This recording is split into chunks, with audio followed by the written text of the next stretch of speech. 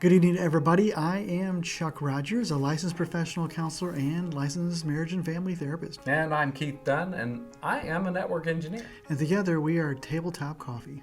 Yeah, where we are bold and never, ever bitter. And tonight we're going to talk about, should we debunk that really long tradition of the guy going and asking the father of the bride-to-be for her hand in marriage? Stay tuned. We'll talk about it. Man, I tell you what, I was thinking about that whole topic, and we talked about that just a few weeks ago, a couple of months ago, because I went through that. I went through that for the second time. You did. With Josh. Number 2. Asking for Lindsay. Yeah, for Lindsay. And I went through it with Kyle. And you know, this is terrible, but I can't remember.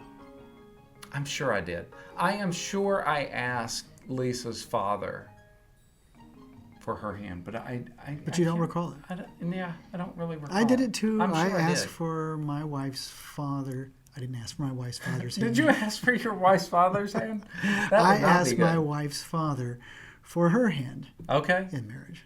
Yeah. And do you remember what it felt like going through that process? It was just kind of something you do. It really, I knew he was going to say it's fine, but it was just something that you do. It had no meaning, really. Yeah. And, you know, so how many people would actually tell the truth on that and go back and say, no, absolutely not. You're not suitable for my daughter. You know, it reminds me of that scene from Alias where Sydney's fiance is calling her dad, and he's asking for Sydney's hand. I'm calling because I'm planning on asking Sydney to marry me, and I was hoping to get your approval. And then her dad just lays him out and says, does it really matter? First of all, Danny, the truth is, this is just a courtesy call. Like when you say to your neighbor, we're having a loud party on Saturday night, if that's all right with you. What you really mean is, we're having a loud party on Saturday night. Yeah. Does it really matter what I say? You're going to go through with it anyway. It's just a nicety. It's just something that's, you know, formally done. It is. But are you really going to abide by it if the father says, well, no, you're not suitable for my daughter? And think about it. If you say no. I know, as the parent. Think of the repercussions that could happen from that. That's right. Yeah, it's nothing good can come from that. Now, I do think there are some great conversations that can be had about the relationship and going into it. If you see some things that, you know, are being struggled with along the way, and if you slam that relationship, then you're never going to have that door open to be able to communicate well with them. And you've had some great conversations with your daughters about the guys that they were seeing. Yes. You've expressed concerns. Mm-hmm. You've had some great conversations. So I don't think it's wise to say don't have conversations about that. That's not what we're saying at all. No, not at all. But I think you and I both are in full agreement that this is a really old, stupid tradition that just needs to be stopped. I tell you what, I have to say I'm in agreement with it. Although there's a small part of me that kind of still wants it just because it is a tradition.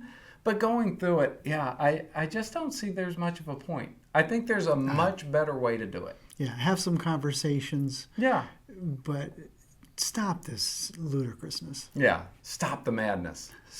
Stop the insanity. Stop the insanity. So what do you think about it? I mean, honestly, if you've been through it, or whether you're the father or you're the son and you're going and you're asking for permission, whichever way, or the daughter, how much pressure does it put on you thinking that you're going to have to go through this process and wondering, what's my dad going to say, and all of this? Put it in the comments below. We really would love to hear. Really would. Just stop it, though. Yeah, just stop it. Hey, if you liked our content, would you go ahead and subscribe? We'd really appreciate that. Yep, and please ding that bell so you're notified of upcoming episodes. Make sure to like it. Yep, share it with your friends. Thanks, everybody. Until next time. Oh, you know what you missed tonight? You missed Chuck reading through all of his Chuck jokes. They were good. What was the They one were that was good. the best? What was the best one? 'Cause- Well, the first one I really liked was, if you've ever been to a shopping center, I messed that one up. yeah, you did. Once you've been to all the shopping centers, you've been to them all. Yeah, see, I remembered it. There you go. I got it. There you go. Or- I've ruined Chuck's joke. Or a chicken crossing the road is actually poultry in motion. No, I really like that poultry in motion. That's a good one. And corduroy pillowcases are creating headlines. And all other kinds of lines. So bad. Well, it's a good thing because we don't have any good headlines coming out today. That's true.